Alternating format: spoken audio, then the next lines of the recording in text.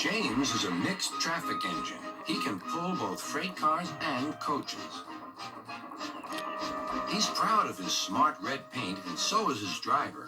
Everyone says you brighten up their day, James. One morning, James whistled loudly at the other engines. "Look at me. I am the smartest, most useful engine on the line." "Rubbish," replied Thomas. "We're all useful. Sir Topham Hatt says so, and he's head of the whole railway." "You know what, James?" added Percy. "What?" replied James. "You're getting all puffed up." James huffed away. Later, he was still boasting. "I am the pride of the line." "I saw you pulling freight cars," snorted Gordon. "You're only a goods engine." "I pull coaches, too." "Not as much as I do." "But Sir Topham Hatt has plans for me." James was only making this up, but Gordon believed him. "What plans?" Wait and see." "Oh dear," he thought. "Now what'll I do?" Thomas was shunting shining new coaches. "Good morning, James." "Are those coaches for me?" asked James hopefully. "No, these are for Gordon's Express. I'll fetch your freight cars next." But James was going to play a trick on the other engines. "Actually, Thomas, I'm taking the coaches. Sir Topham Hatt asked me to tell you." "What about the cars?" asked Thomas. Give them to Gordon." "Come on, Thomas," said his driver. "Orders are orders." So when James's driver returned, James was coupled to the coaches and he puffed away.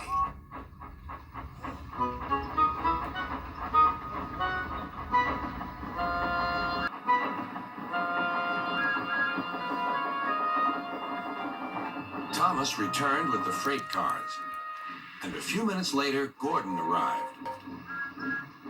"Where's the express?" Thomas told him about James. "And so here are your cars." Gordon was very cross, and so was his driver. "Wait till Sir Topham Hatt hears about this." Meanwhile, James was enjoying himself enormously. "What a clever plan! What a clever plan!" he chuffed.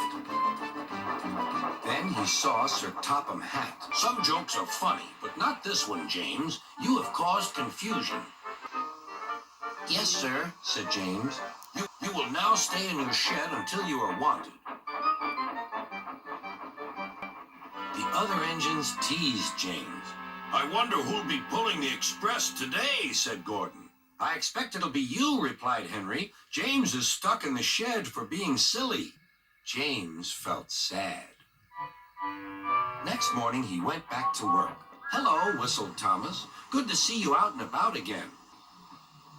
"I'm sorry I tricked you," said James. "Are these my cars?" "Yes," replied Thomas kindly. "They are pleased to have you back." Off to the harbor with his train of freight cars. He bustled about all day, pushing and pulling them into place.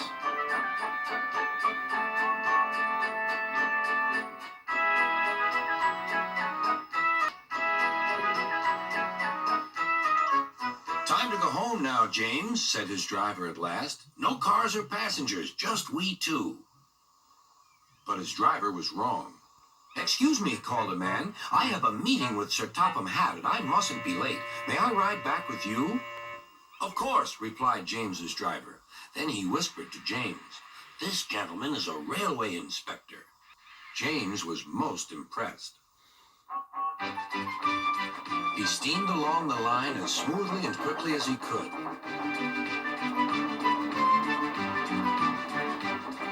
Sir Topham Hatt was waiting on the platform, and the railway inspector greeted him warmly. "This clever engine gave me a splendid ride. You must be proud of him." "Yes, indeed. Once again, you are a really useful engine."